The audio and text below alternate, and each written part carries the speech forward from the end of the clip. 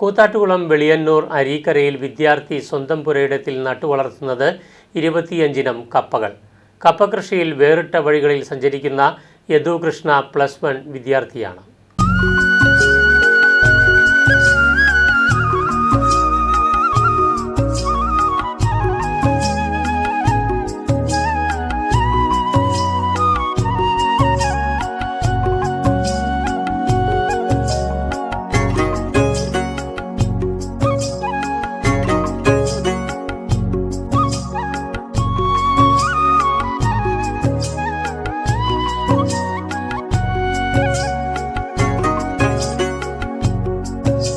യദു കൃഷ്ണയുടെ കപ്പ കൃഷി വ്യത്യസ്തമാണ്. ഈ +1 വിദ്യാർത്ഥി സ്വന്തം പുരയിടത്തിൽ നട്ടുവളർത്തുന്നത് 25 ഇനം കപ്പകളാണ്. കുടുംബവുമൊത്തുള്ള വിനോദയാത്രയ്ക്കിടെ പാലായ്ക്ക് സമീപം ഹോട്ടലിൽ കയറി കപ്പ കഴിച്ചപ്പോഴാണ് രുചിവ്യത്യാസം തോന്നിയത്. ആമ്പക്കാടൻ ഇനത്തിൽപ്പെട്ട കപ്പയാണെന്ന് അറിഞ്ഞതോടെയാണ് കപ്പകളിൽ വിവിധ ഇനങ്ങളുണ്ടെന്നും ഇതിന് വ്യത്യസ്തമായ രുചികളാണെന്നും അറിയുന്നത്. പിതാവ് വിനോദിന്റെ സഹായത്തോടെ കപ്പ ഇനങ്ങളെക്കുറിച്ച് അന്വേഷിച്ച് കണ്ടെത്തി എല്ലാത്തിൻ്റെയും തണ്ടുകൾ ശേഖരിച്ച് സ്വന്തം പുരയിടത്തിൽ നടുകയായിരുന്നു.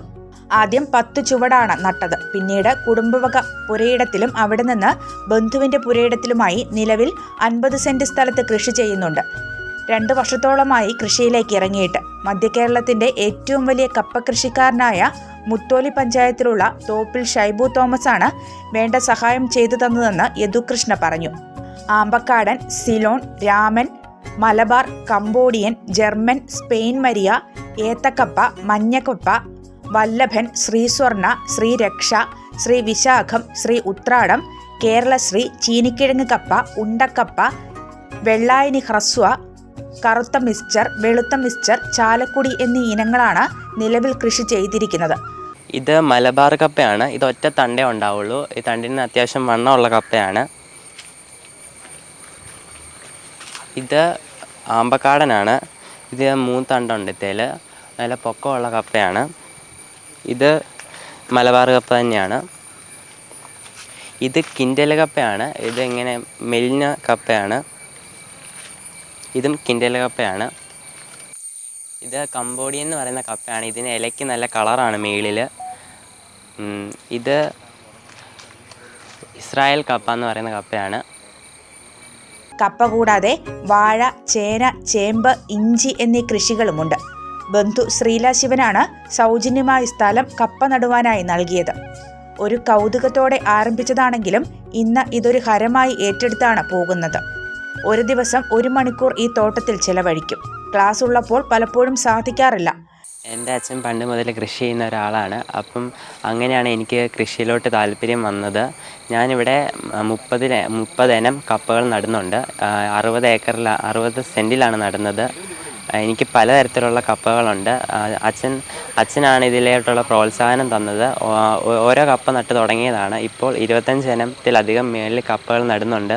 സ്കൂളുള്ള ദിവസമാണെങ്കിൽ പരമാവധി സമയം വൈകുന്നേരമാണ് കപ്പത്തോട്ടത്തിൽ വരാറ്. വൈകുന്നേരം 1 മണിക്കൂറൊക്കെ കപ്പത്തോട്ടത്തിൽ ചിലവഴിക്കാറുണ്ട്. അവധി ദിവസങ്ങളിലാണെങ്കിൽ രാവിലെയും വരും, വൈകുന്നേരവും വരും. അങ്ങനെയാണ് 1 മണിക്കൂറോളം ഇതിൻ്റെ അകത്ത് നടക്കുന്ന. ഇതിനെക്കുറിച്ചൊക്കെ നോക്കും. ഉഴവൂർ OLL ഹയർ സെക്കൻഡറി സ്കൂളിലെ +1 വിദ്യാർത്ഥിയാണ് യദു. വിവിധ ക്ഷേത്രങ്ങളിലെ ശാന്തിക്കാരനായ പിതാവ് വിനോദും കവയത്രി കൂടിയായ അമ്മ സുജിതയും അധ്യാപകരും കുട്ടികളും യദുവിന് പൂർണ്ണ പിന്തുണയുമായി കൂടെയുണ്ട്. മറ്റ് പല മേഖലകളിലും കുട്ടികൾ മാറിപ്പോകുമ്പോൾ തിരിച്ച് ഈ മണ്ണിൽ പണിയെടുത്ത് ദൈവത്തിൻ്റെ അനുഗ്രഹം നേടിയെടുക്കുക എന്നുള്ള ഒരു ആപ്തവാക്യത്തിലൂടെ സന്ദേശം ഉൾപ്പെടുത്തിക്കൊണ്ടാണ് അന്യം നിന്നുപോയ ഈ മരച്ചീനി അല്ലെങ്കിൽ കപ്പ നമ്മൾ പുനരുജ്ജീവിപ്പിച്ചത്. ഒരു കാലത്ത് വെളിയന്നൂരും ഉഴൂരും ഒക്കെ തിങ്ങി നിറഞ്ഞിരുന്ന ഒരു കാർഷിക വൃത്തിയും കൂടിയായിരുന്നു. പിന്നെ രുചികരമായ ജൈവവളം ചേർത്ത് രുചികരമായ വിഷമില്ലാത്ത നല്ല കപ്പ കിട്ടുന്നതിന് വേണ്ടിയിട്ടാണ് നമ്മൾ ചെയ്തത്. കേടില്ലാത്ത ഇനമാണ് വെച്ച് പിടിപ്പിച്ചത്. അപ്പോൾ അതിനോട് താല്പര്യം തോന്നി. പഠനത്തിനിടയ്ക്ക് ഒഴിവ് കിട്ടുന്ന സമയങ്ങളിൽ കൃത്യമായിട്ട് വന്ന് അതിൻ്റെ മണ്ണെടുക്കുകയും കളപറിക്കുകയും അത്യാവശ്യം വളങ്ങൾ ചെയ്യുകയൊക്കെ ചെയ്തു. 10ാം ക്ലാസ് ആയപ്പോൾ അല്പം പിന്നോക്കം പോയെങ്കിലും വീണ്ടും തുടർന്നിട്ടുണ്ട്. പുതുതലമുറ ഈ ഒരു രംഗത്തേക്ക് കടന്നു വരാൻ ആഗ്രഹിക്കാത്ത കാലഘട്ടത്തിൽ പ്രിയപ്പെട്ട യദു കൃഷ്ണ ഇത്രയേറെ മനോഹരമായി തൻ്റെ പഠനത്തോടൊപ്പം തന്നെ